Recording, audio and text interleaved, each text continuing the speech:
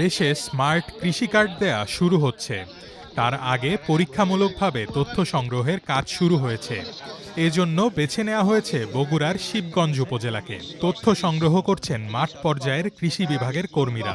৮ March থেকে প্রাথমিক তথ্য সংগ্রহের কাজ চলছে এ উপজেলার উতলি ব্লকে। এ ব্লকের আয়তন প্রায় ৯১৯ হেক্টর। এখানে কৃষক পরিবার আছে ২,৬৯০টির মতো। তথ্য সংগ্রহের কাজ এরই মধ্যে শেষ পর্যায়ে।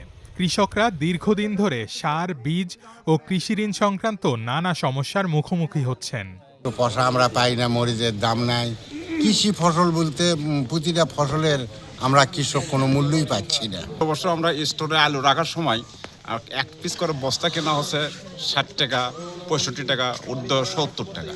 এই বস্তা এবার আমরা স্টোরে আলু রাখতে গেলে তা কিনতে হচ্ছে ১০০ টাকা পার, ১২০ টাকা। ভাড়া দিল হচ্ছে ৩৭০ টাকা, আর সেই আলু বিক্রি করে আসনু ৩২০ টাকা করে।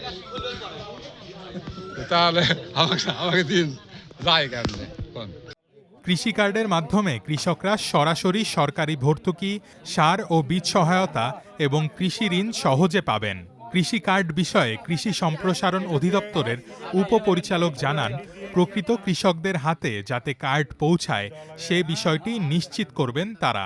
কৃষকের দুঃখ যদি বলে থাকি, তারা কষ্ট করে অর্জন, তারা প্রোডাকশন করে, যদি দাম না পায় তখন স্বাভাবিকভাবে তাদের মনটা খারাপ হয়ে যায় এবং তারা এখান থেকে নিরুৎসাহিত হয়।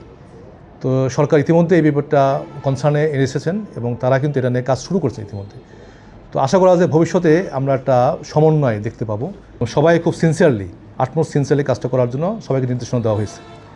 আশা করা যায় যে এখান থেকে একটি সুন্দর একটা রেজাল্ট এবার আসবে এবং প্রকৃত কৃষক তার হাতে কার্ড এবার বুঝে পাবে এবং সরকারের যে নির্বাচনী ইস্তিহার সেই অনুযায়ী পরবর্তী তারা যে সুবিধাগুলো এই কার্ডের মাধ্যমে তারা পাবে।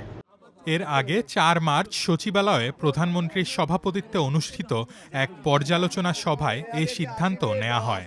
প্রাক পাইলট পর্যায়ে আগামী ৪৫ দিনের মধ্যে সব শ্রেণীর কৃষকের তথ্য সংগ্রহ করা হবে। এরপর দেশের ৮ বিভাগের ৯টি উপজেলার নির্বাচিত ৯টি ব্লকে কৃষক কার্ড বিতরণ করা হবে।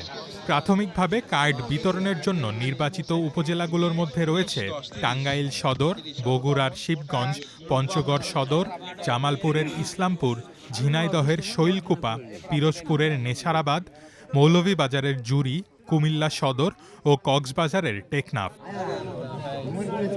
১৪ এপ্রিল পরীক্ষামূলকভাবে কৃষক কার্ড বিতরণ কার্যক্রমের আনুষ্ঠানিক উদ্বোধন করবেন প্রধানমন্ত্রী তারেক রহমান।